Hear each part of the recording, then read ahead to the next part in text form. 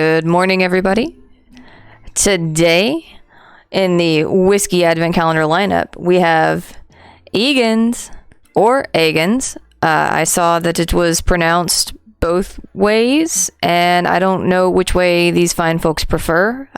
So I'm going to go with Egan's. It sounds a little bit better than just the old American throwing the hard vowels on there. So Egan's it is for today. This Centenary cask is going to be in honor of the, I think it was 100th anniversary of the death of one of the founders, commemorating 100 years since the passing of our co-founder. Yes.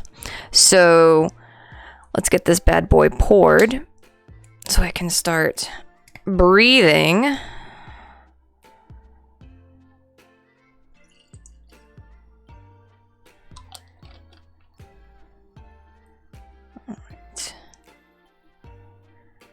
All right, so what do we have today to learn about Egan? Well, this here is Patrick Egan, Sr. He was nominated to the House of Commons in 1835. Or no, the House of Commons nominated him in 1835 as the Crown Solicitor of Westmeath. And he held that position for 40 years. He had two sons, Patrick Jr., I suppose, and Henry. And the 100 year is commemorating 100 years since the passing of Henry. Henry is the one that it is commemorating. So his two sons established a business, P&H Egan Limited, and it was kind of a jack of all trades sort of grocer type of business. And they made ales, they made beer in general, stouts, porters, they made whiskey, they had here we go, general grocers, hoteliers, ironmongers, maltsters, brewers, bonders. So they did a lot of the things. They, diversified and kind of tried to do everything. And back then it made sense to do that. So Patrick was the commercial brains behind the operation, and Henry was more the creative savvy behind this. And so Patrick worked hard to expand the business. He was really the driving force, and he's the one that, really worked to instill the highest standards in their products. And throughout the years, they had a lot of different jobs that they did, and ultimately their business, their multiple businesses, left a major impact on Tullamore, Ireland, which is where this distillery is located. Yes, that is also where Tullamore Dew is located. So there's more than one distillery in Tullamore. And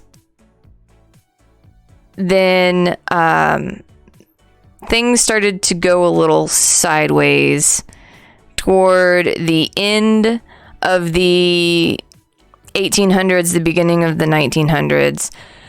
So Henry was a passionate Irish nationalist, and so he was one of the freedom fighters leading into the war. What was it? The War of Independence? What did the Irish call it? Let's Google it. Irish War of Independence, I guess. Okay, yeah. So this really the war didn't start until the early 20th century, but the animosity was growing between Ireland and Britain. And so Henry was one of these nationalists and freedom fighters who was ready to get involved.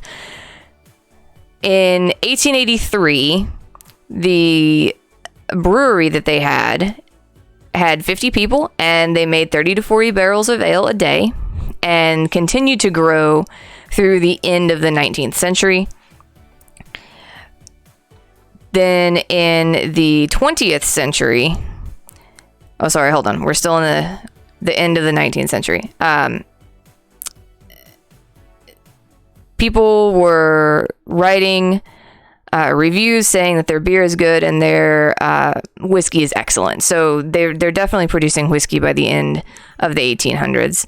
It was recognized as one of the finest dinner ales available in Ireland at the time. So, I mean, they're making a quality product, both beer and whiskey, at this point. And they were expanding into the UK market pretty rapidly by the end of the 19th century. So going into the early 20th century, you've got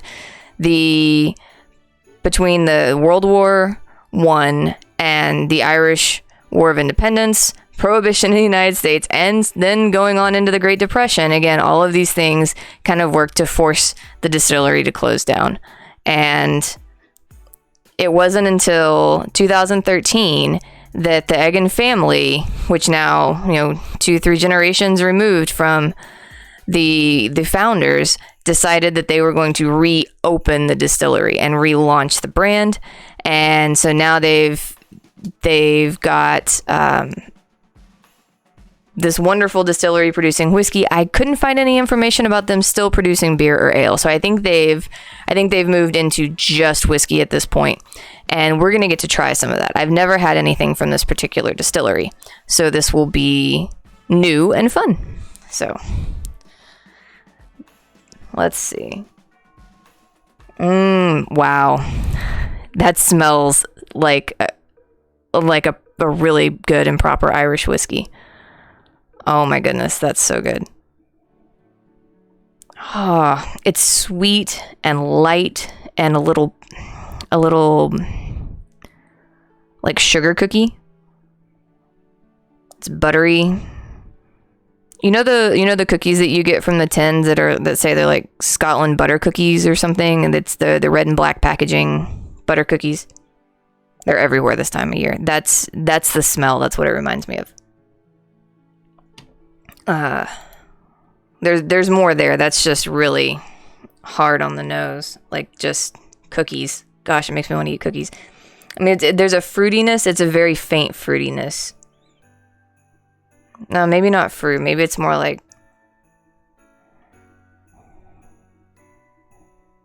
There's more floral. Oh, I can't wait to taste this. So floral.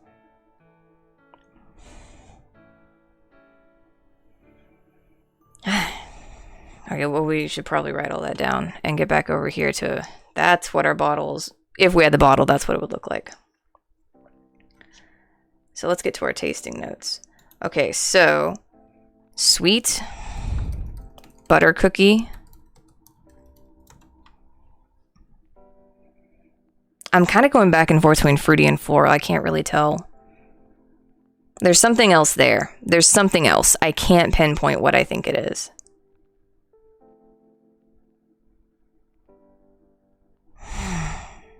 I think this is going to be a drink it and then go back to the nose kind of situation. So.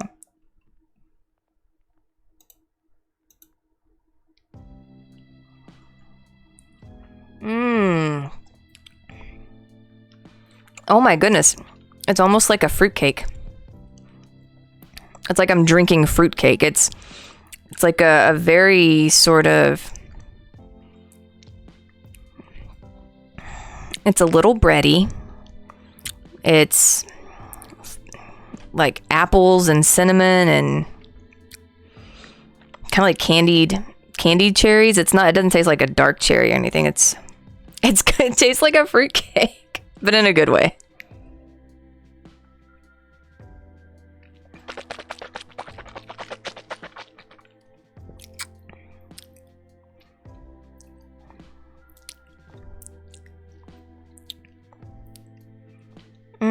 Yeah, I'm just gonna say fruitcake, apple, candy sweet. It's almost like just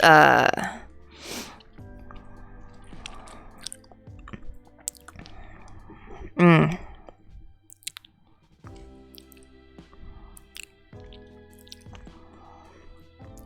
But it's not overly sweet.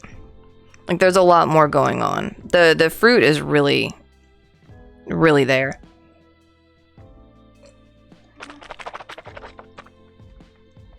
It's spicy. I would say probably cinnamon, nutmeg.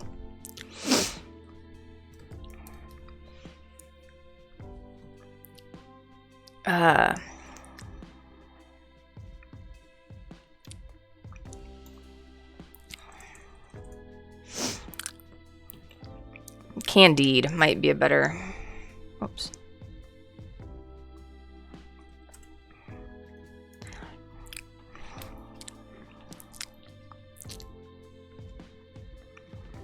Oh, sorry, I'm just visiting that finish.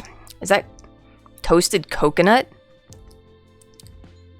All right, let's get back on the nose for a second.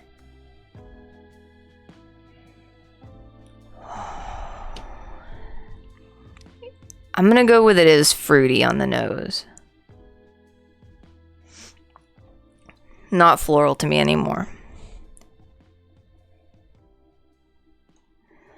I still can't tell you what fruit, just fruity it's got.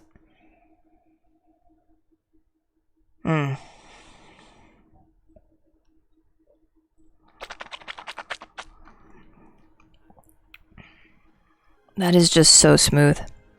It's 46%. Doesn't feel like it at all.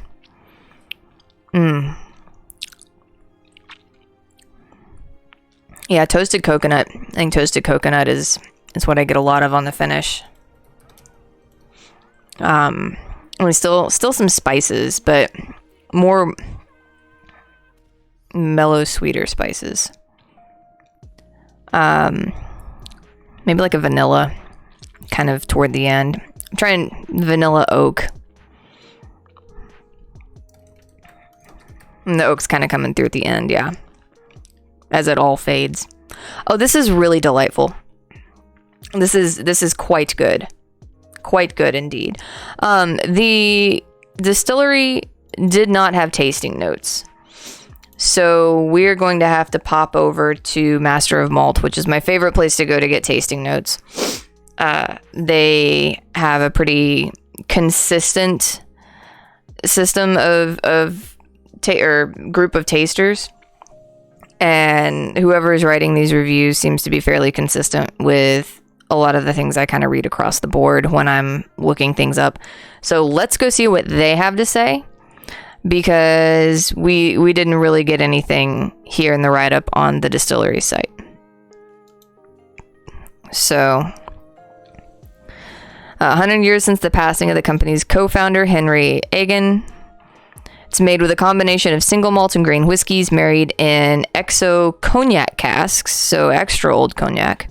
And they say it helps to impart a bounty of richly spicy notes. I mean, there's some spice. I wouldn't call it richly spicy, but maybe I'm just missing them.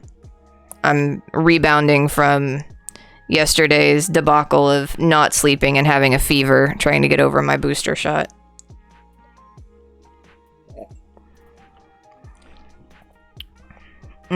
So nice. So I will be going to bed as soon as this filming is over. Okay, here we go. Tasting notes by the chaps at Master of Malt. Nose, candied nuts, dried peels, ginger, a touch of forest floor earthiness. I got no earthiness on the nose. Absolutely none.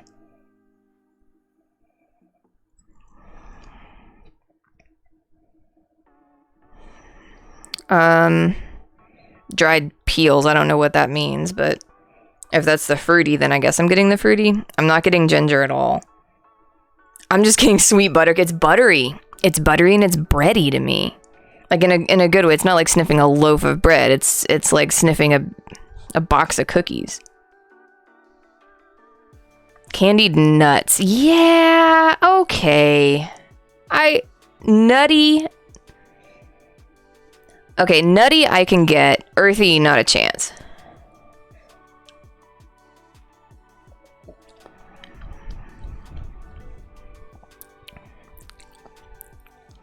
candied nuts on the nose. I'm getting more of the sweet candiedness on the palate, but maybe that's the honeyed oats. So they're saying honeyed oats, apple, cinnamon, 5 spice, and a smidge of prune. And I definitely picked up the apple and the cinnamon. I went with fruitcake is what I tasted.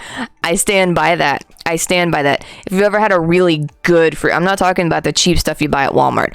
A freshly baked, delicious, like quality ingredient fruitcake.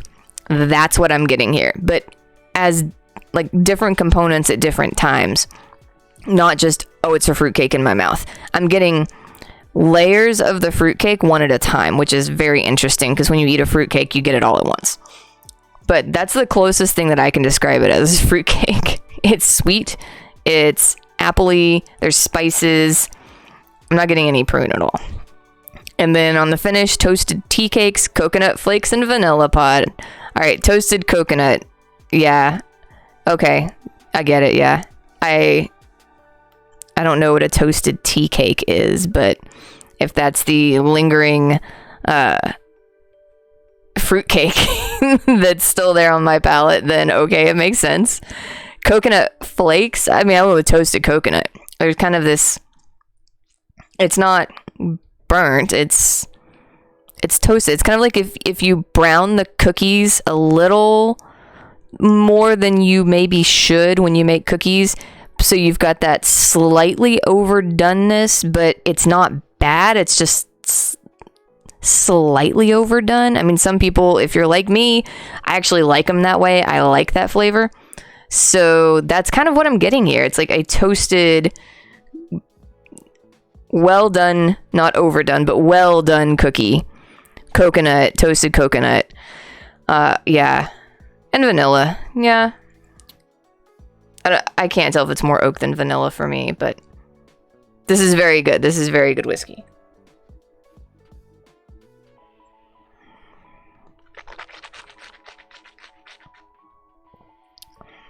I would absolutely pick up a bottle of this. Absolutely. I mean, they're saying no, this is a different product. Let's find out how much it costs.